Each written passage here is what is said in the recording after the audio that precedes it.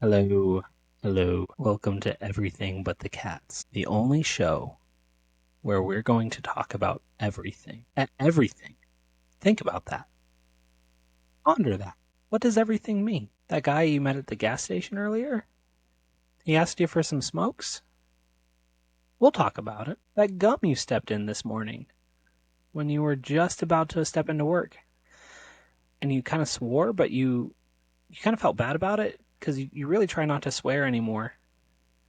Not since the accident, anyways. We'll talk about that. Your pets. Fluffy, your dog. We'll talk about that. And But you know what redacted, we you're won't talk about? redacted. Yeah, the concept of cats. The musical, the pet, the jungle creatures. We're not going to. Sorry. You'll have to go to another podcast for that. So, like I said earlier, welcome to Everything But the Cats. I'm DJ, And I'm Gage. and today we're talking about the Amityville Horror. So close, but no. Okay, well, a Mothman probably then. It's all Mothman. Yeah, so right now we're in a series called, I almost said 13 Reasons Why, but that's not it. That's not what this is called. It's completely unrelated, just so that's out there. You'll never guess how this series is going to end. Anyways, we're in a series called Creatures Unseen, and today's creature is a ghost, and we're going to talk about that. Gage, I don't know anything about it. Gage is going to enlighten me. Gage has done a ton of research, or at least some research, on 13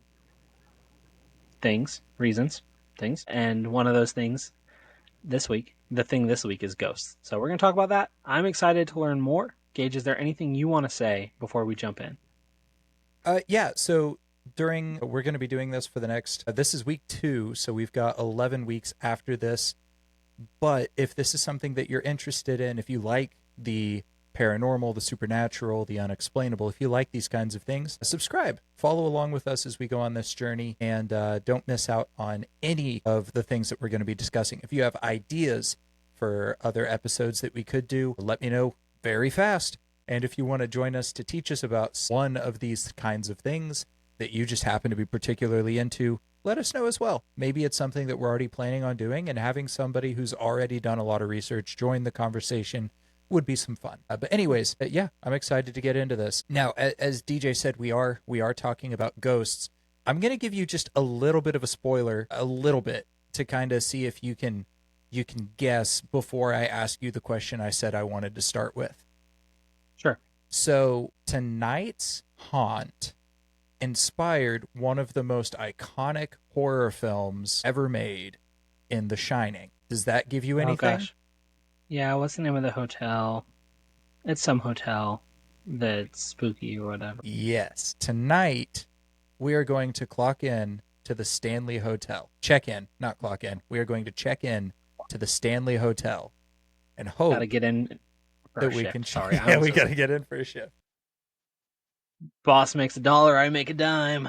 That's why I poop on company time. That's what the ghosts are saying. Anyways, do your intro, Gage. I'm sorry. No, that's it. We're going to check into the Stanley Hotel and hope that when we're done, we can check back out. So, this is a story of ghosts. We are going to be talking about hauntings at the Stanley Hotel and some other things surrounding it. But before we dive into that, DJ, how do we feel about ghosts? So the question that Gage is asking is deeper than how do we feel about ghosts? Because how do we feel about ghosts? They're pretty cute. I feel like, oh, you have unfinished business? Like, well, you better get on it, bud. That's fun. Good for you. You get to spend more time here on Earth. Well, I don't know how that feels actually. Uh, Good luck. You've seen the Brennan Lee Mulligan Civil War Ghost? Yes. Good, good, good, good. If you're watching this and you haven't seen it, I'm not a huge like dropout TV fanboy guy, but and it's not even dropout. It's characters welcome. Pause the video. Go watch Brennan Lee Mulligan Civil War Ghost. Great video. Love it. So the question that Gage is asking is deeper than are ghosts cute? He's asking theologically, like, do I believe in ghosts? Do I think that there's room for my scriptural stances and my stances about the world and ghosts to coexist? And Gage told me he was going to ask me this question about 8 minutes ago, which is fine. Would have been real helpful about 48 hours ago. Again, fine. And I think the long and short of it is I don't know. I think I would generally land on ghosts. No. ghosts aren't a thing as we perceive them. The idea of like a spirit, like grandma's spirit sticking around, like kind of as that. I'm not really positive I land that way. I think that there is space for like demons presenting however they want to present, and like that being perceived as ghosts. But I also like, I know that there are stories of people like you've got your elevator story, Mm-hmm. and I don't want to be like dismissive of that. Yeah. So I guess that's kind of what I'll say. I tend to generally think like anything spiritual that is like out that falls seems to fall outside of the realm of like demons, angels, God is like probably demonic is kind of generally how I would land. But that doesn't leave a ton of room for angelic stuff. Who knows? But I would assume that anything spiritual would fall within the categories of demon, angel, God. So on the elevator story specifically, in terms of like, I believe that demons can present however they like. I also believe angels can kind of present however they need to. And Sure. I think Yeah. that like God reveals things and reveals himself in a way that is not misleading but is important to the situation and is beneficial to the situation. And I wonder Yeah. if maybe that's just kind of what it was. I don't know. The bottom line, kind of like what DJ said for me, long and the short, I don't know how I like where I Yeah. stand. I wasn't planning on asking this question until we were getting ready to record. And then I was like, well, it might be kind of important for us to talk about a little bit how we feel about the concept of ghosts and spiritual beings before we dive into hauntings. Like, I definitely have room in my theology for spiritual beings, that's for sure. The Old Testament and New Testament, but mostly the Old Testament, references necromancy a lot. And it's almost always in reference to communing with the dead. And we even have an example of Saul, king of Israel at the time, communing with the dead Samuel, the dead prophet. And the prophet being like, hey, you're not supposed to do this. Why are Yeah. you doing this? Essentially. And so Yeah. I think that like think it's I don't think it's as simple as a lot of people try to say it is, because I also think in the New Testament of Peter, he's in prison, he gets out of prison. I believe it's the time it's the earthquake or whatever, but he's let out of the prison and he's running through the streets and he gets to the house where all the Christians are praying and knocks on the door and they're like, "Oh, it's Peter's angel." And he's like, "No, it's me." And so Yeah. there's some kind of concept of like an angel that looks like Peter. It could be that they thought that was his guardian angel. There could be some kind of a theology to that. It could be that they thought he had already passed and that was his angel. So, like, what does that mean? Because I don't necessarily think we become angels when we die. I don't necessarily think that. I think angels and us are actually separate kinds of beings. We're greater. That's what we're told. And so, like, Yeah. it's there's a lot there. But Yeah. bottom line, There. Sorry. spiritual stuff happens. And whether or not it is like the actual spirit or soul of somebody who was physically there and it is them, or it's something demonic, or it has something to do with some other spiritual thing happening, it happens. And I don't necessarily think it's for us to fully understand. Otherwise, I think God would have been a lot more clear about it. Yeah. And I think that's it. Sorry. no, yeah, that's it. Like when it comes to like trying to study it deeper, it almost seems like we're encouraged not to, actually. I feel like there's some passage somewhere that I feel like I remember Shane bringing it up in some class where maybe like someone references, oh, is it Jesus walking on the water? They thought he was a ghost, and like Jesus's Yeah. response isn't, "You idiots, ghosts aren't real." As like, no, it's me. And I don't know that that's like the strongest place to make an argument from that Jesus didn't rebuke them, Mm-hmm. but he didn't. So there's that. Yeah, I I that's just think he an had more argument. important messages to teach and more important lessons for the day. Yeah. That is an argument. Yeah. But Legally anyways, speaking. yeah. So that's kind of where we stand, I guess, is on the fence. Great. We've got great balance. We do. And so that's what we're going to be talking about. But before we really get into a lot of the hauntings at the Stanley Hotel, I wanted to talk about the background of the Stanley Hotel. Littleton, Colorado. You're pretty close, actually. Not exact. I don't know where Littleton is. So Me neither. I cannot say. But that is not correct. But we'll get there in a minute. First, the guy who started the guy who founded the Stanley Hotel was a man named Freeland Oscar Stanley. What a name. Also known as F.O. Stanley. He and his twin brother Francis Edgar Stanley were born June 1st, 1849, Kingfield, Maine. And real quick, I just want to talk just briefly about the family. So their father and their brother. It was two separate guys, but like they both had the same name, Solomon Liberty Stanley. What a name. What a name.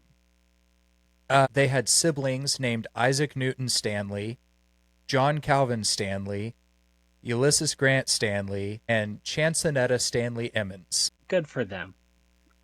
I support it all 100%. Yeah, they might have had more. Those are just the ones that I found that stuck out to me. But at 9 years old, so these guys, they were born not necessarily into a very wealthy family or anything, but they were born into a family that really encouraged education, specifically the sciences, poetry, and music. And so at 9 years old, the twins, F.O. and F.E., started their first business together, which was refining and selling maple sugar. I wouldn't know how to do that now. Yeah.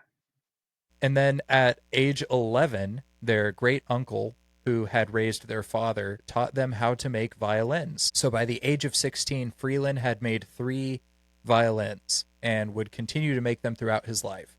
That's kind of important, not really important. I just thought that was really cool that, like, by the age of 16, he had made 3 violins. The brothers attended the Western State Normal School, which, by the way, that's so funny. Yeah.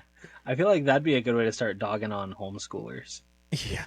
I Like, think which school did you go to? I went to the normal school. Hmm. I'm pretty sure now, I didn't write this part down, but I'm pretty sure nowadays it's like the University of Maine and then the town name or something like that, because the college still exists. But they attended the Western State Normal School with the intentions of becoming educators, but Francis left to pursue a career as a portrait artist because he really didn't enjoy the schoolwork and stuff like that. Freeland, however, continued his education at Hebron Academy and then Bowdoin College. He, after that, became a headmaster of a high school where he met his wife, Flora Jane Record Tileston. These people all have such long names. The whole shopping list. Yeah. And she was a teacher and a pianist, apparently a very talented one. So in 1881, so he's like 32. At 32 years old, he is struck with tuberculosis. Now, I don't know if you know this, but the deadliest virus to exist in human history, that has existed for all of human history, is tuberculosis. There's one of the Green brothers, I don't remember which one. John Green wrote a book called Everything is Tuberculosis. And essentially in the book, and I saw an interview where someone was like, so everything's tuberculosis. Draw a line for me from these things to tuberculosis. And he was able to take everything that the guy brought up and be like, this is how this is related to tuberculosis, which is just crazy. But anyways, that's a cool book, maybe. I haven't read it. I kind of want to, though. But anyways, I'll read it before our next episode. Sorry. Yeah. he is struck with tuberculosis. One of his siblings actually died of tuberculosis, and so he decided that he needed to leave his sedentary life as a school headmaster and started the Stanley Practical Drawing Set Factory in 1881. And he was going to have a factory where he produced drawing sets, essentially. But Right. sadly, within a year, it was destroyed by a fire. So in 1882, Francis, his brother, so again, it's Francis and Freeland. I'm going to do my best to not get them mixed up as we go. In 1882, the same year of the fire, Francis was attempting to start a photography business, and he and Freeland opened up their own company to create a new photographic product. Now, in the 1800s, a lot of photography was done with wet plates, and it was kind of a long process and used a lot of chemicals and stuff like that. And they established in 1885 Stanley Dry Plate Company, which would go on to somewhat revolutionize the photography industry by introducing factory-made dry plates. Now, dry plates had already existed at this point, but they were just kind of primitive, and they were created in studios, so there wasn't a way to mass produce them. So this was the first of the factory-made dry plates, and they made a lot of money doing that, essentially. And during the next 20 years, Freeland would also try his hand at architecture. So, I mean, he was an architect. He started a company. Also during this time, their factory was right next to a bicycle factory. There was like some huge craze during this time period just of bicycles. But Francis's wife tried to ride a bicycle and fell off of it. And I don't know if she was like hurt or traumatized or what, but he told her that he was going to make something that they could both ride in safely and in comfort. And he created an automobile. My word. This guy. So he studied the different types of engines that he could use, and he was looking at like, gas powered, steam powered, and like I think it was coal or something. Rubber band powered. Yeah, he was looking Flintstones powered. feet powered, and he landed on steam power as the type that he wanted to go with. And by 1897, he had completely engineered his own steam-powered automobile. For him. So he ended up taking it to a car show, and there were some other people who wanted to start their own automobile company, and they worked with them, and they ended up creating what was called the Stanley Steamer, which is not originally a house cleaning company, and surprised me. I'm Googling this. I refuse. Like, at some point, I have to acknowledge that you're pulling my leg. All right. Okay. All right. Fine. How old is this guy by this point? This is 1897. They would have been like almost 50. I'm never going to accomplish anything with my life. Die useless. No. That's what I'm getting so far. I'm going to haunt a hotel. So they were able to start this company with these two other guys. The two other guys ended up having a falling out, so they joined another company. Again, continuing to make Stanley steamers, and this actually has something to do with the hotel. I'll get there. But they do that. They have multiple companies that they go through. They even break the record for ground speed with one of their steam-powered cars. What, like 15, 16? It was 130 miles an hour, somewhere in there. I think it was like 127.3, which nowadays, like, I've gone that fast in a car before, I think. But why? My dad. Back when he used to get a lot of rental cars, he got a Grand Prix one time, and he was like, let's see how fast we can get this thing going. Did they not track that? In Minecraft. In Minecraft. But anyways, they ended up doing that. And then in 1903, Freeland was struck again with a life-threatening resurgence of tuberculosis. Now, the most recommended treatment of the day was fresh, dry air and lots of sunlight. So he went to the Rocky Mountains. And he landed in Denver in winter of 1903. And winter was not particularly kind to him. He was in Denver. He was staying in a hotel. The doctor he met there said, get out of the hotel as soon as you can. So he did. He got into like a cabin or something, and he stayed there throughout the winter. He wasn't having a good time. And so he decided he was going to go further into the mountains by going to Estes Park. And on June 30th of 1903, he ended up in Estes Park. Now, at this time, Estes Park was way less developed than it is now, of course. Yeah. But it was essentially just a lot of land owned by some baron and some Irishmen. And there was like a lodge up there. And so he and his wife rented out a primitive cabin on June 30th of 1903 in Estes Park. And by the end of the summer, he noticed that his health had not only returned, but he felt better than he did before he was sick. Um, Right? he he fell in love with the Rocky Mountains so much and the area specifically of Estes Park that he made the commitment to return every summer. And in 1904, he completed a summer home in Estes Park, which included 4 bedrooms, a modern kitchen for entertaining guests, a violin workshop, a detached garage for his steam car, multiple living areas like living rooms, and a basement that included a multiple billiard tables. He had this and then was like, you know what? I want more than these rustic accommodations. Yikes. I mean, if you've invented your own vehicle, I feel like you deserve it. Yeah, that's fair. Oh, yeah. He also had one of his Stanley steamers taken to Estes Park so that he could drive it around. Of course. You got But to yeah, show all the Coloradoan babes. yeah, all the mountain men at that time probably. So he made this house, decided that he wanted more than his rustic accommodations, the lazy pastimes, and the relaxed social scene of the new home. And so he would wanted to turn Estes Park into a resort town. That's what he initially wanted to do. And in 1907, construction began on the Stanley Hotel, which was designed specifically to cater to the wealthy urbanites like their friends back in Maine. Now, I could go into a lot of detail. Go ahead. Have you ever stayed at the Stanley Hotel? I have not stayed there, but I have been there. Okay. I will talk a little bit more about that, but I did one of their ghost tours, actually. I was curious if it haunted your past. Didn't haunt my past necessarily, but we'll get to that. So I could talk a lot about the process of building the hotel. I'm going to try to keep this as minimal as possible so we can talk about the actual fun stuff. But the hotel was powered by the Fall River Hydro Plant, which brought electricity to Estes Park for the first time, and it was the first fully electric hotel west of the Mississippi River, which is just really cool. Yeah, that's an accomplishment. It opened within 2 years of construction, which is also crazy.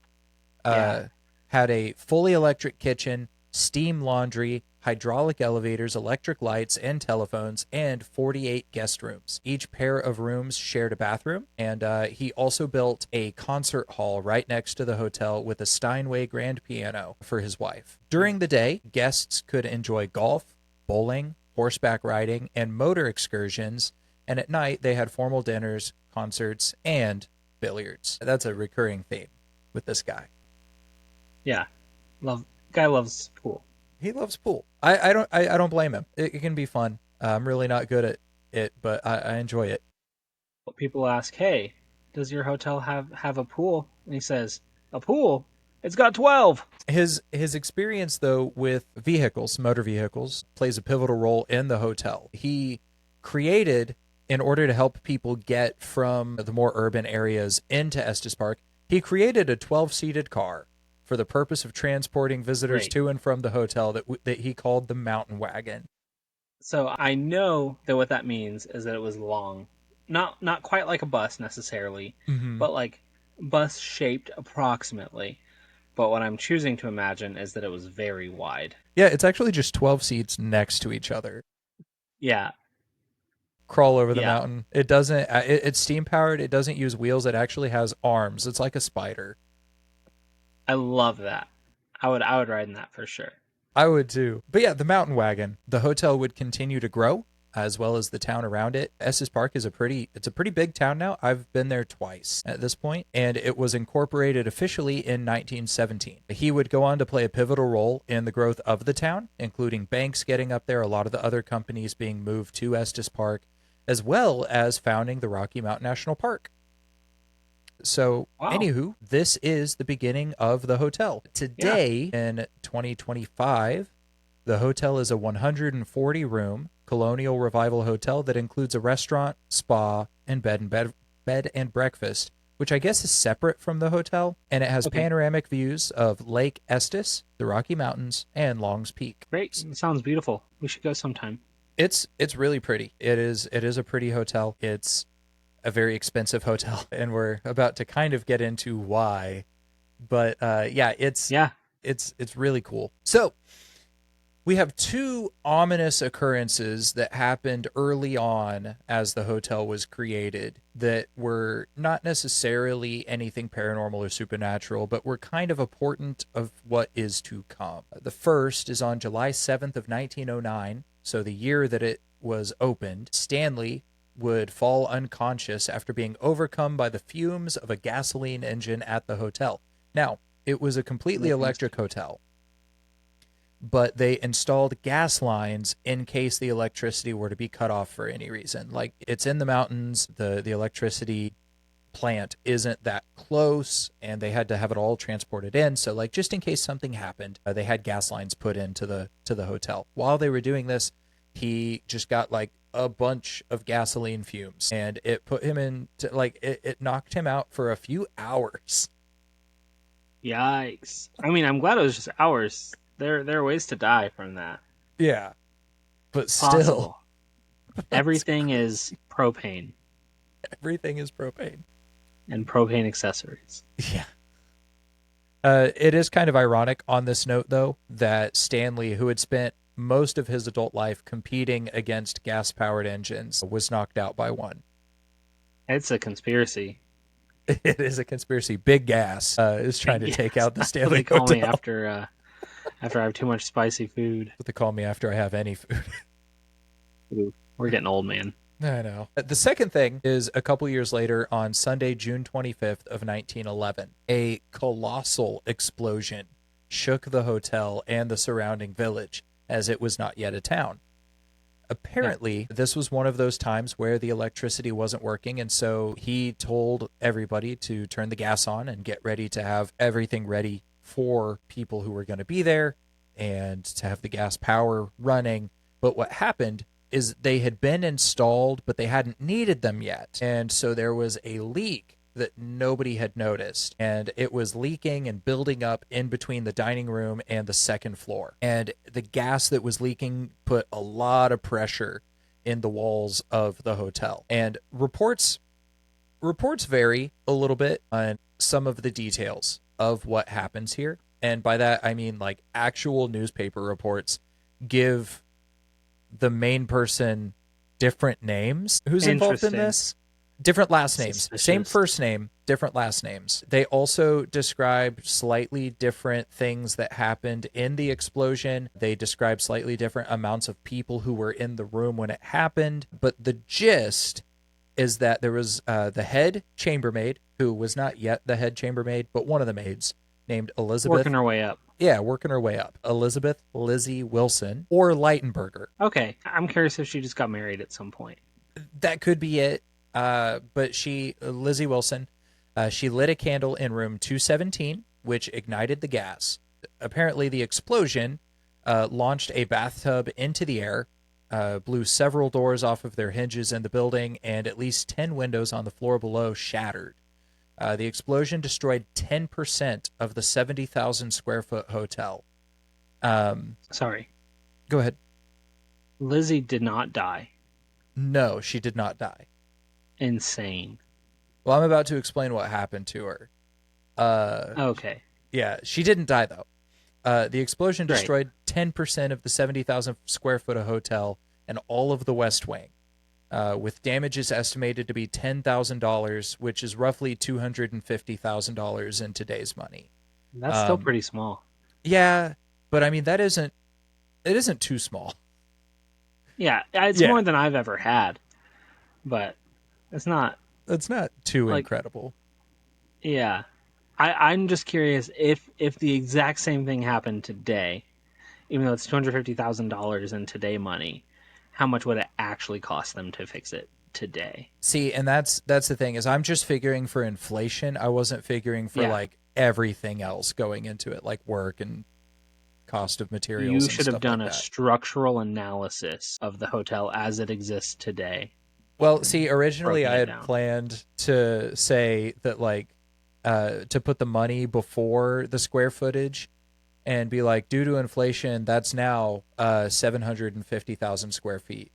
It's really funny. But anyways, what happened to Elizabeth is that the floor in the room 217 kind of caved in with the explosion, or she flew out the window. Either way, She fell from the second story to the first story, and these are like vaulted ceilings, so it's not like Yeah. falling 10 feet. It's like falling 20 or more feet with an explosion Yeah. involved. She broke both of her ankles, and depending on the report, she was either in a coma for a couple of days or a couple of months. That's something that's not entirely sure. It really depends I on which report you look refuse. at.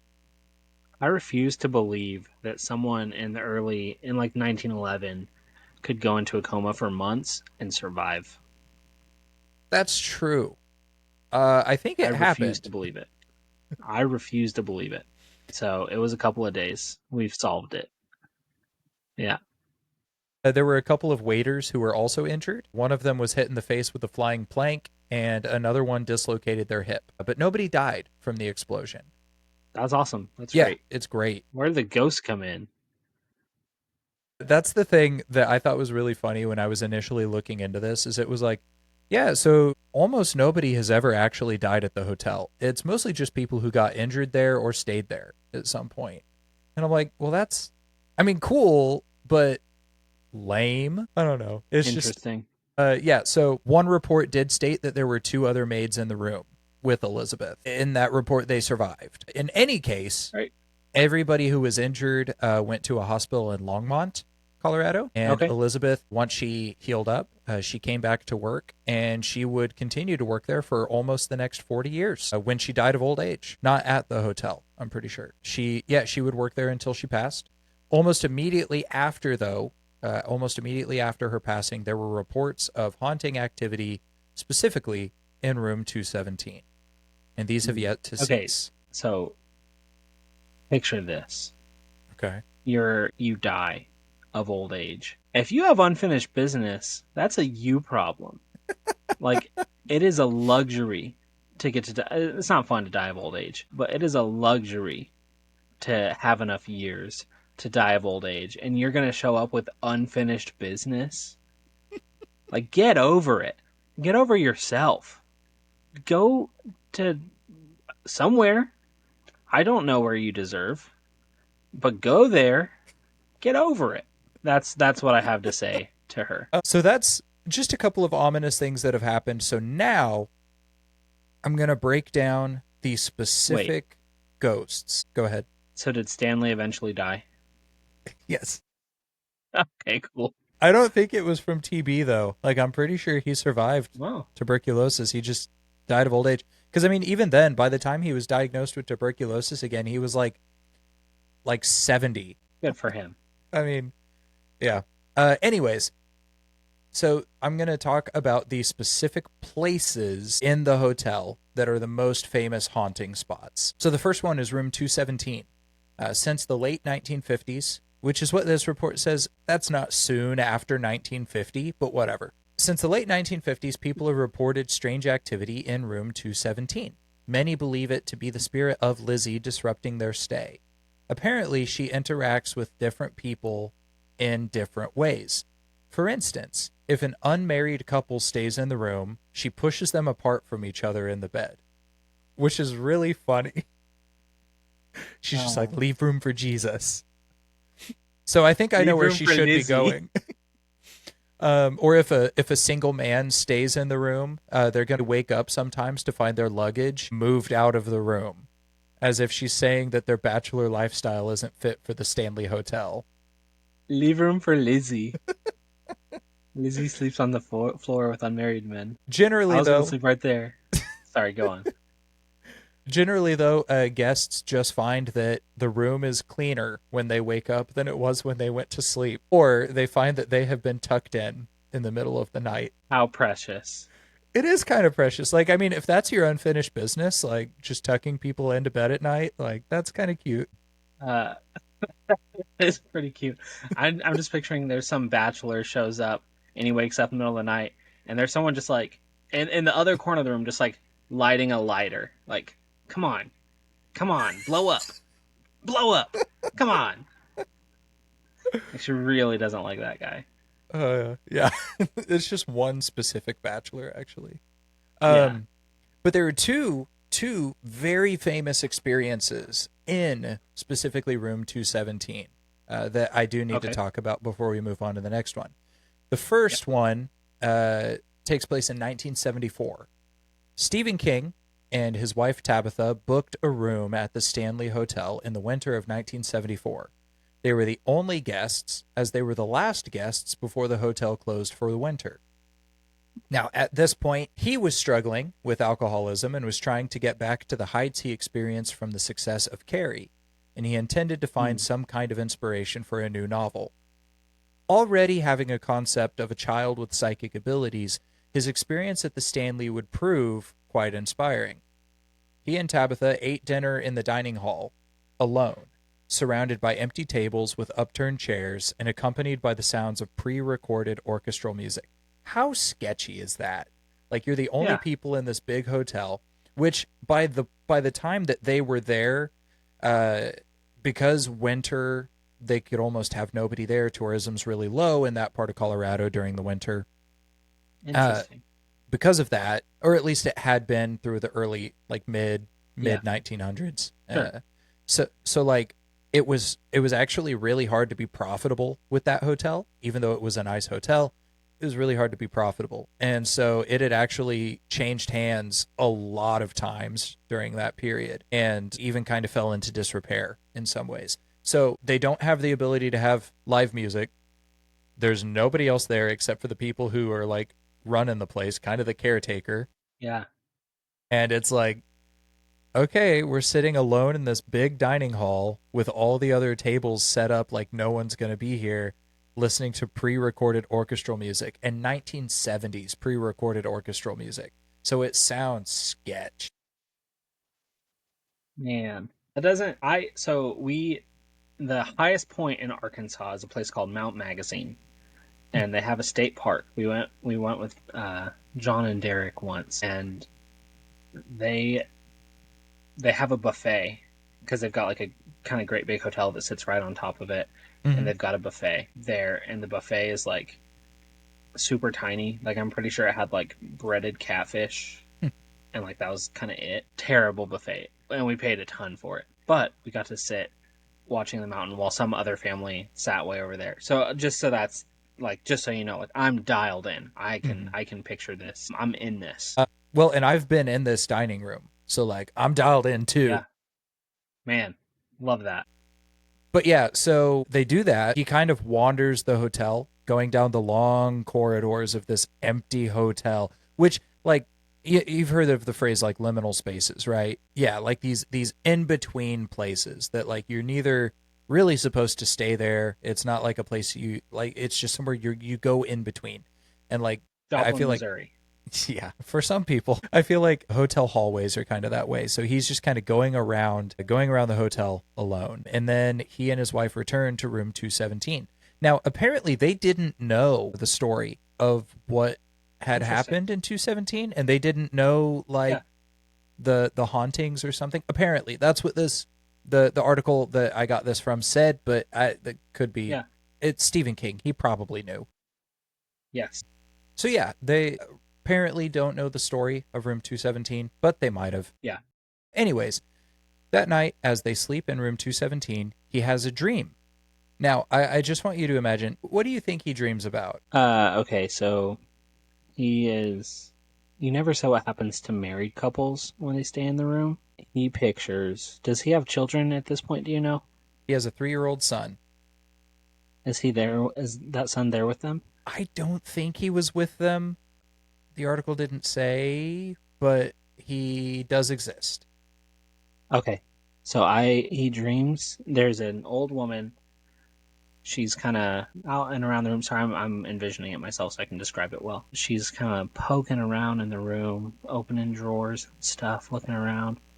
And then she kind of is like pulling at their hands, and she's looking, and she notices a wedding ring. And so she kind of looks, sees like, okay, he's got his wedding band. And then she like rolls over his wife and kind of looks at her hand and sees the wedding band, and then also like looks to make sure that like the engagement ring is like good enough, sees that it's pretty good, and so instead of like pushing like leave room for Lizzie, pushing them apart, she just kind of squishes them together. So I assume that's what he dreamed about. Okay, well, Yeah, different. it like turned into a serpent, like fire hose, chased his 3-year-old son through the hotel, and then strangled him.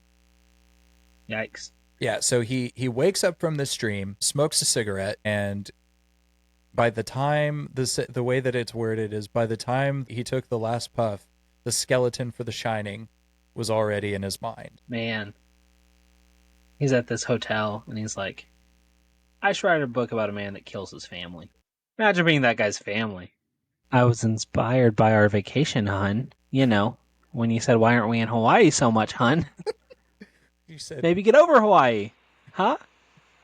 why would we stay at a hotel in Colorado in the winter? It's too late. I've already made you the person that dies in my meme, and myself the Chad that kills you. But yeah, so that happened. Now, also, Okay.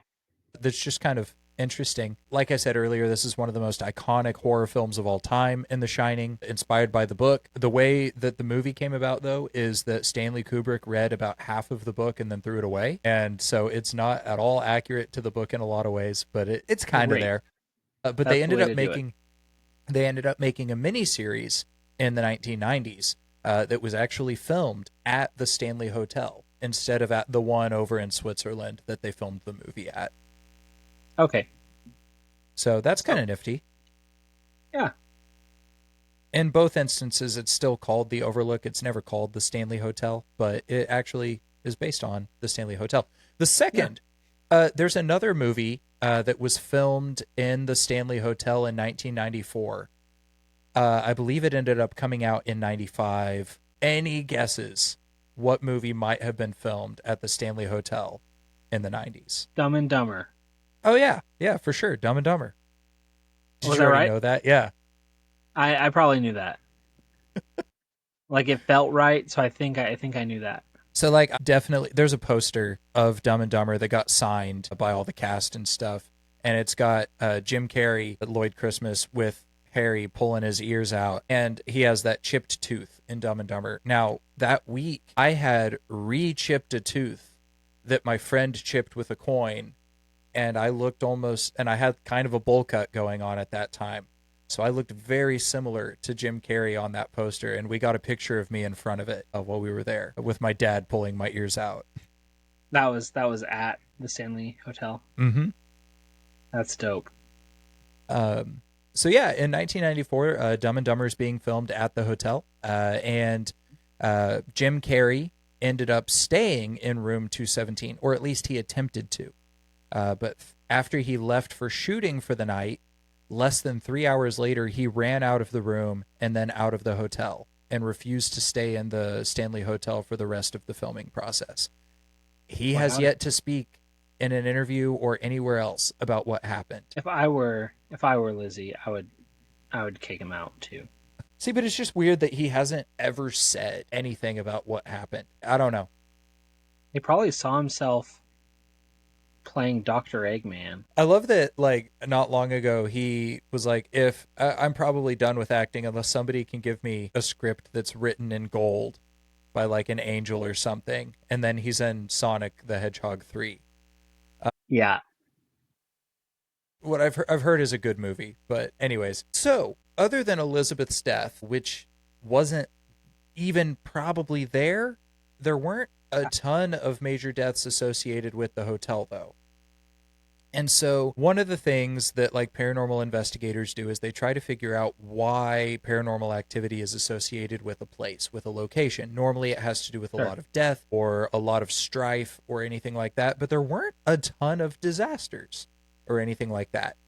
So the theory that most paranormal investigators have come up with is that the Stanley Hotel contains a vortex to the spiritual world. So the theories that they came up with before were maybe the magnetic quartz in the ground, like, brings spiritual stuff about. I think it was like the Colorado Paranormal Society disproved that. I don't know how, but they did. Okay, sure. And then another theory was that it was built on an Indian burial ground, but nobody has ever been able to confirm that that was the case. It was just an offhand comment in either the book or the movie, which, I mean, if you've read Stephen King, he really likes Indian burial grounds. He does. He does like those. I also I feel like there's more you haven't told me yet, right? In terms of, like, hauntings and stuff. Yeah, there's a few more.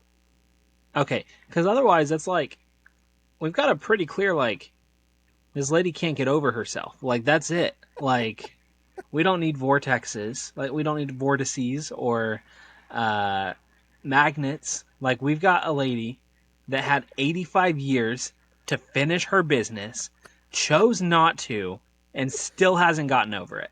That's it.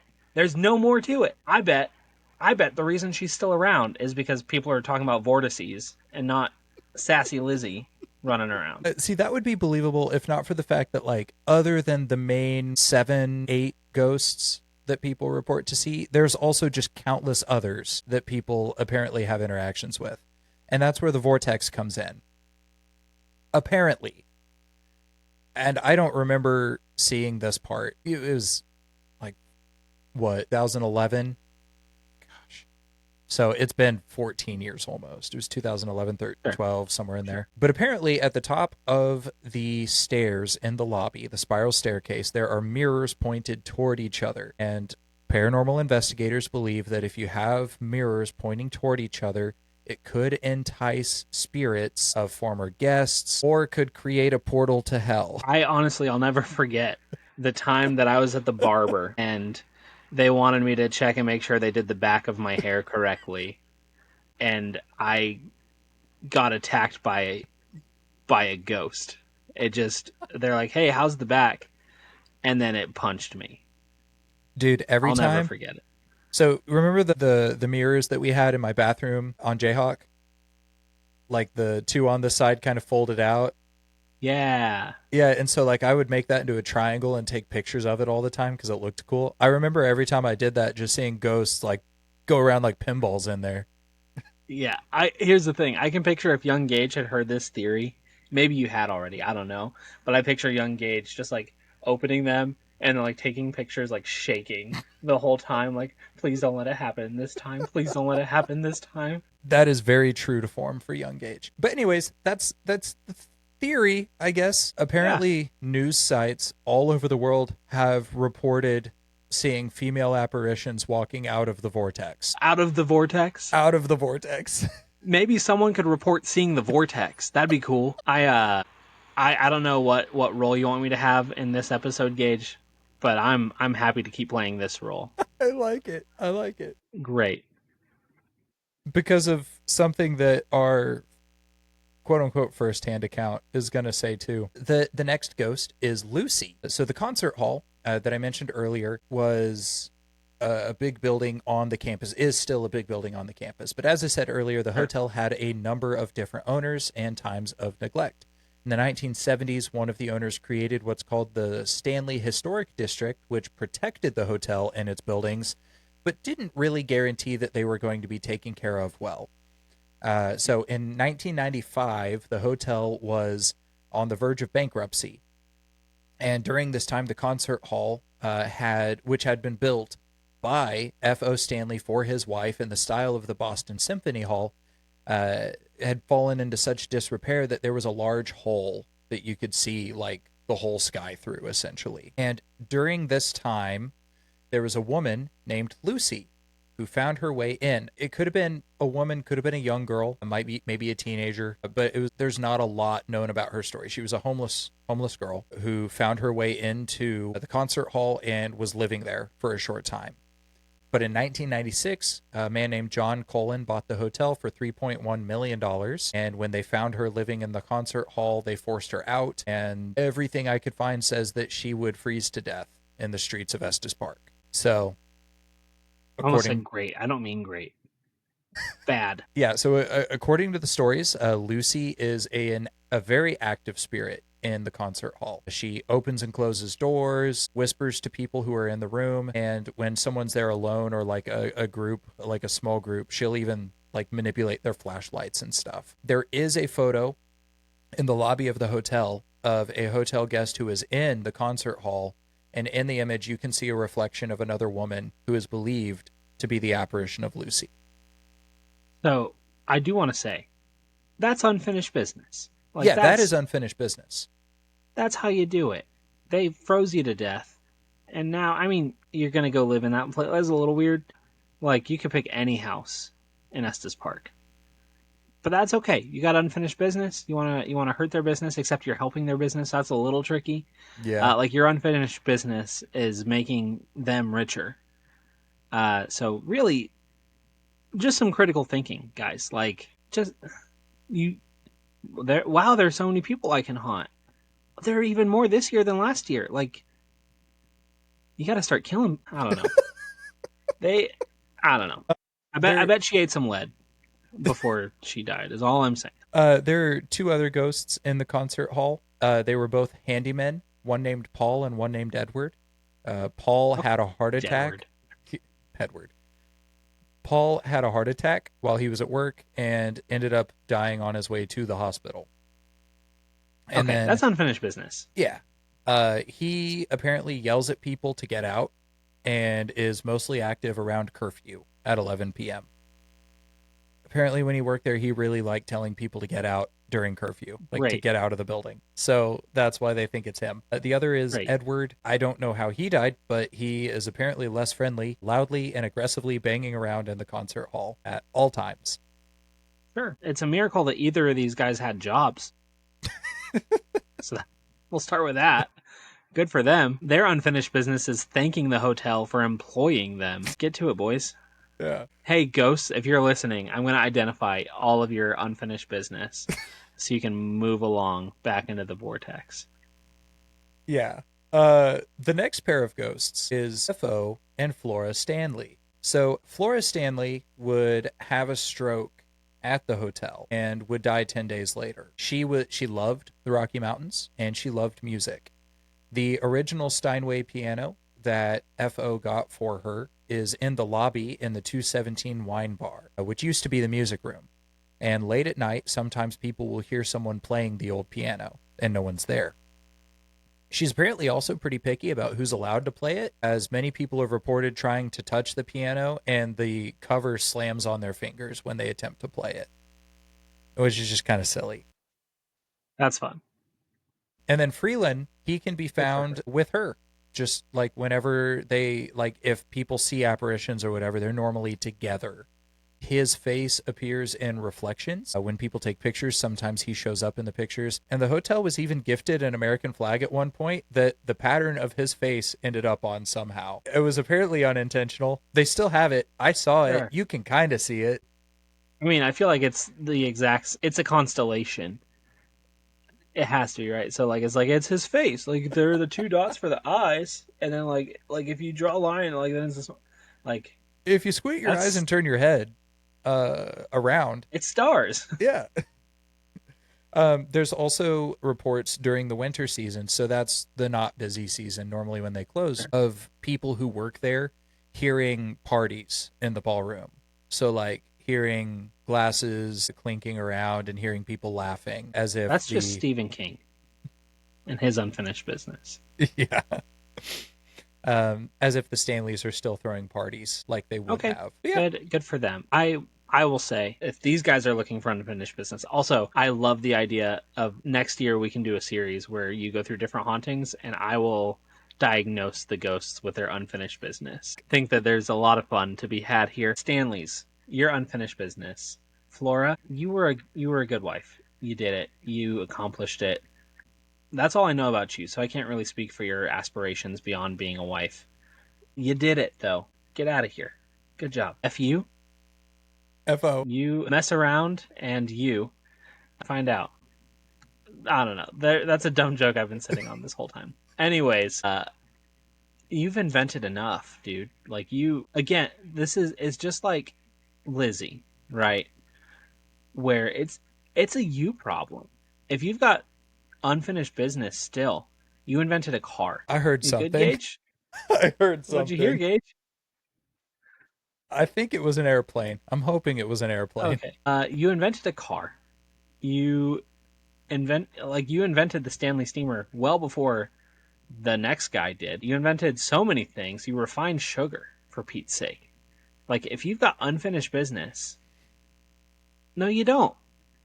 Stop. Just stop. You're good. You did it. You made it. You've accomplished everything. Like you've lived so many lifetimes of people. Like I I bet I could find someone whose whole life was dedicated to refining sugar. And that was like a hobby. And you could find someone whose whole life, like Henry Ford, dude was obsessed with cars. And you just kind of did it for fun one time. Like, you did it. Stop. Go, I don't know, somewhere. That's Maybe what I have to his say. It unfinished was, business is that he spent so much time inventing things, he just kind of wants to take it easy. what? Was he the tuberculosis one? Stop. So the last ghosts, yeah, that's an airplane. Okay. We live very Great. close to an airport and the FedEx hub. So they're just louder. Well, if it helps, I can't hear it at all. That doesn't help. That's fair. Anyways, so the fourth floor. The fourth floor of the Okay. hotel has multiple, apparently, spirits that roam the halls and are in two specific rooms. The first group of hauntings, I guess, is that just on the fourth floor in general, people out of the corner of their eye see like kids running around the halls, or they'll hear children laughing and running around and stuff like that that aren't there. Some guests have even reportedly brought lollipops and other candies as gifts for the children, but just to find them moved to hard to reach places a little bit later. And those seem pretty lighthearted and playful. But Did that used to happen before The Shining came out? ooh, that's a good question. Did The Shining draw children through the vortex? I think that question maybe reveals a little bit of my general stance on ghosts. Yeah, I think it also reveals a little bit of our friend's stance on it too, which we'll get to. Yeah, great.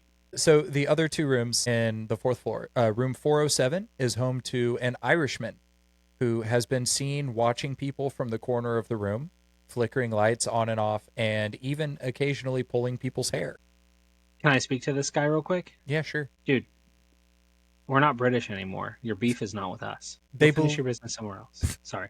They believe it's Lord Dunraven, who was the man who Freeland bought much of the land from. Oh, dude, your business is so done. Like, contract. You're done. Stop. Then the other room upstairs that has someone in it is room 428. This is great. It is believed to be home to Jim Rocky Mountain Nugent. Love that. Is that like an artist? No, he's an Okay. outlaw. Good for you. There is always business to be done. You are free to stay, my friend. Yeah, so he was an infamous outlaw in the years before Colorado became a state. He apparently disfigured his face in a fight with a grizzly bear, and all throughout the Rocky Mountains people like shook when you said his name. Good for you, dude. So when Lord Dunraven came in to purchase the land in the Estes Park area in the 1870s, he opposed him and was shot for it in the head. But he lived for several months before he died with a bullet lodged in his brain. So in this room, go ahead. No, I mean, I just good for you, man. In this room, people report feeling like a man is sitting at the foot of the bed. Like when they're laying down and stuff, they'll feel like or see like a shadow sitting on the foot of the bed. Female guests sometimes report that they've been awoken by feeling lips lightly kissing them in the middle of the night. Okay, I take it back. Your business is done. Get out. You are not welcome. You are the creepiest one. So, for what that's worth, you're scram. Get out of here. Go on, get. Get. So yeah, that's it essentially. Okay. Now, when I was a sophomore in high school, I think it was the summer after sophomore year of high school, my family went on vacation to Estes Park, Colorado, and the family that I live with today like is the same family, but we've changed so much. Like I can't imagine the people we are today being like, let's go on a ghost tour of the Stanley Hotel. Like I can't imagine that today. But back then we were like, yeah, sure, let's go on a ghost tour of the Stanley Hotel. They showed us areas of the hotel that were like kind of off limits. Part of the tour is you went in some tunnels that went under the hotel. They also apparently have one of the original Stanley steamers there. It Sweet. looks really shiny and new. I doubt it, but it's there. Nothing happened while we were there. I took a lot of pictures and, I saw like some orbs and stuff in the pictures while I was there, but it could have just been dust or something. For sure. I don't know. Yeah. Somebody had scratched into one of the doors up a flight of stairs, like the attic door, had scratched red rum into it. but they didn't Classic. write the R's backwards. They didn't write any of it backwards. It was just red rum. And so like it didn't really work for what it was intended to be, but that was kind of like it Yeah. was a guest. It wasn't Well, an employee or here's the anything. thing. These ghosts are total dinguses, so it really could have been one of them. It was Jim Rocky Mountain Noog. Yeah.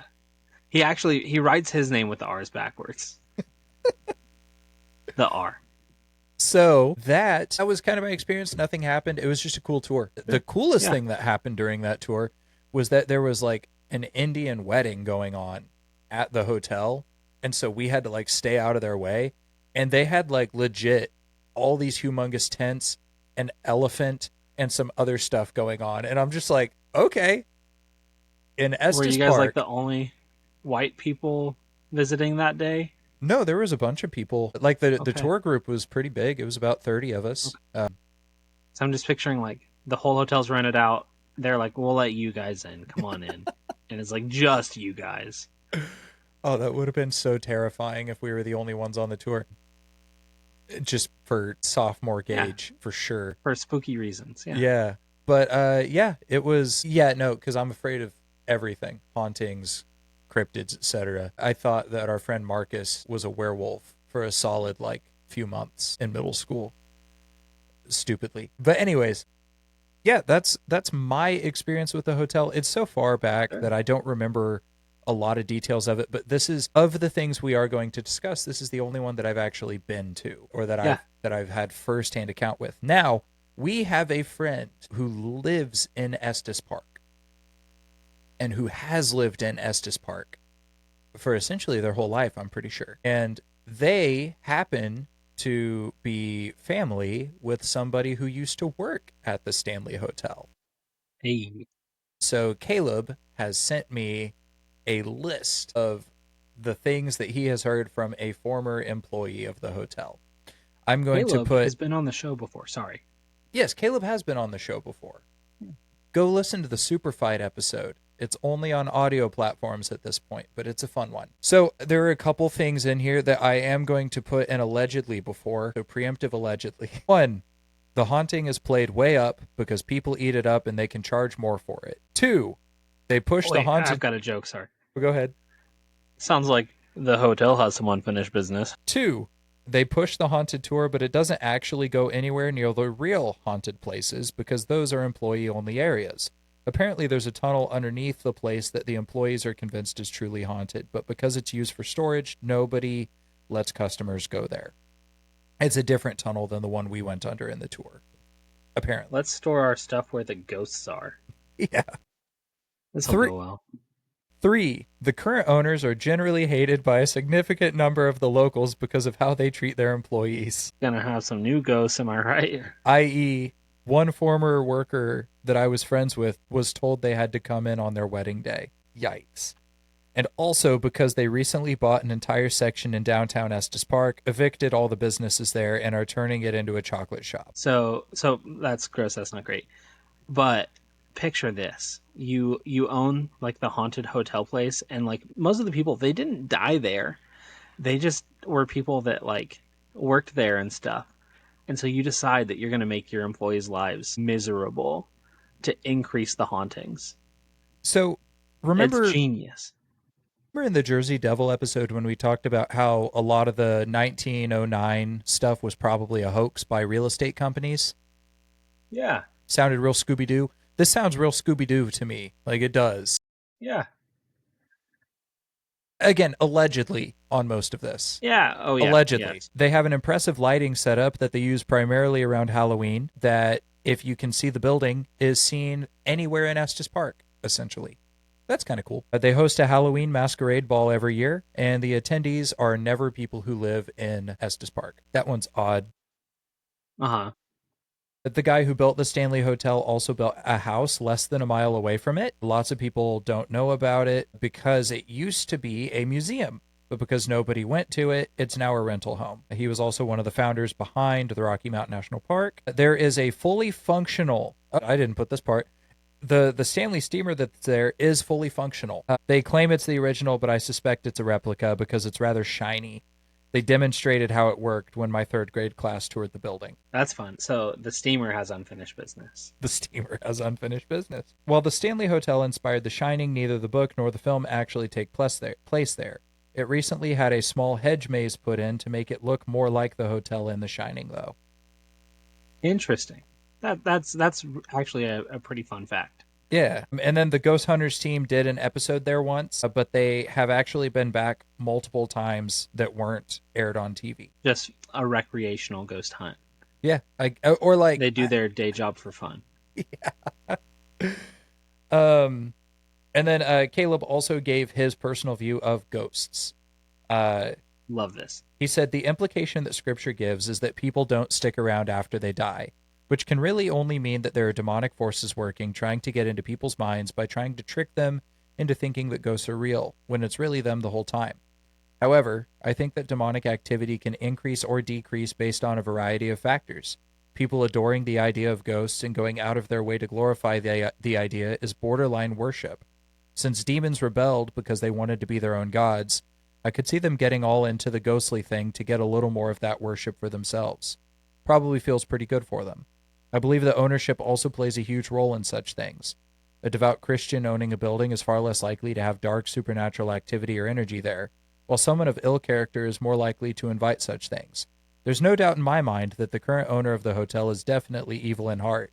I would not be surprised if he encouraged and even sought to increase demonic activity in the Stanley, especially with his treatment of employees. I believe it's a veritable feast for demons to be able to find and start influencing people's lives there because of how much hate is there. I can't think of a better way to end the episode. Thank you, Caleb, for your input. That's he did give stuff. me permission to share this. Yeah. No, yeah. I mean, I think that's good. And I think I agree with a lot of it. I've hinted at a lot of those things. So thanks, Caleb, for sharing. Gage, do you have anything else? It thundered immediately after I finished reading that. So that's dope. That's dope. It's probably not going to be picked up in the recording, but I just want you to know that I've hear it. Yeah, it just started storming literally right now. You should add thunder in post. I probably won't. Yeah, that's fair. Sweet. Anything else? No, that's a Stanley Hotel, one of America's most haunted hotels, or least haunted. Who knows? Probably someone. Thank you guys for hanging out. Thank you, DJ, for allowing me to do this summer. It's been real fun to go ahead and do some of the studying I already have, and I look forward to getting some more done. And I already know that we have a couple of ideas coming up that are going to include guests, but I kind of want to keep those surprises. Anyways, if this is something that you're interested in, again, please go ahead, leave a like, comment, subscribe, give us ideas for other things we could talk about. Follow along so that you don't miss anything. If you haven't yet, please leave a rating on like Apple or Spotify. It just helps us in the algorithm. Right now, we show up under some funny stuff on there. Like California Girls, we're the 98th thing that shows up. That's hilarious to me. If you look up Fat Electrician, we're the 11th thing that shows up. Again, hilarious. But anyways, anything along those lines just helps in that way. DJ talked about it in the last episode. It helps us. We're doing this for fun. So, I mean, like, it doesn't necessarily help us, but it could help us get to where we're doing this for not just fun. But we're still going to do it for fun probably until one of us can't. One day, our unfinished business will be this podcast. But anyways, yeah, thank you to Jacob Casey for our intro and outro music. He has stepped in to do this for specifically because I wanted to work with him for this because I knew he could do some eerie stuff, and it's been cool to see what he came up with. So go check him out, Ancona on Spotify. I'll share the link in the description below. And yeah, thank you for Adam and Jared for doing our other music. They're great guys. Adam was actually just here a few days ago, and he got me to play some NBA 2K 25, which was fun. That's awesome. But yeah, that's what I got. Great. What are you into, Gage? Right now, I am into these stickers. I still have so many of them. If you would like a sticker, please reach out to us. Prove to me that you are subscribed, and I'll mail you a sticker or two. I'm subscribed. I gave you a stack, I think. Yeah, I've got stickers. So yeah, let us know. That's what I'm into. What are you into? Okay, so I mentioned last week that I got these exercise bands, and I showed you guys the external whatever, where you kind of pull across your body like this. Okay, so that's one exercise. This is another arm exercise. I did this one last night. and it kind of starts to burn after a little bit. That's how all of them are. They start to burn after a little bit, which is how exercising is supposed to work. But I haven't been sore the next day, so that's weird. But that's good. I don't mind it. I'm not a huge fan of being sore for like a week or whatever, except it kind of feels masculine. Anyways, you take one, so you can either do it. It's kind of like you're doing a bow and arrow, but you're going up. But if you leave it on your thumb, that's a lot of pressure on your thumb. So you're going to take your hand. It's called the archer pull. You're going to take your hand, and you're just going to hold it like this. And then you're going to put your hand up, and then you're going to grab with your other hand, and you're just going to like make sure you're trying to focus on your elbow. Like you're not pulling your hand, you're trying to pull your elbow so that your hand comes down like right here. And so you're going to do like 6 reps on each side. And you're just kind of slowly pull it down, slowly bring it back up. And now here's the thing. I think I'm using resistance bands wrong. Because this exercise says on the app that I use, it's called Rubber Bands. It says it's supposed to like work out your back or whatever a little bit. But really, the whole time, my right arm was feeling it. So when my right arm is the one that's pulling, feeling it. My right arm is the one that's like resisting my left arm, feeling it. So I don't know. I think I was doing something wrong, but my right arm is going to be jacked. And so that is why I'm into resistance bands. Okay. Anyways, as always, thank you guys for listening. Thank you, Gage, for gauging. As always, thank you, Garrett, for garretting. And thank all of yourselves for something.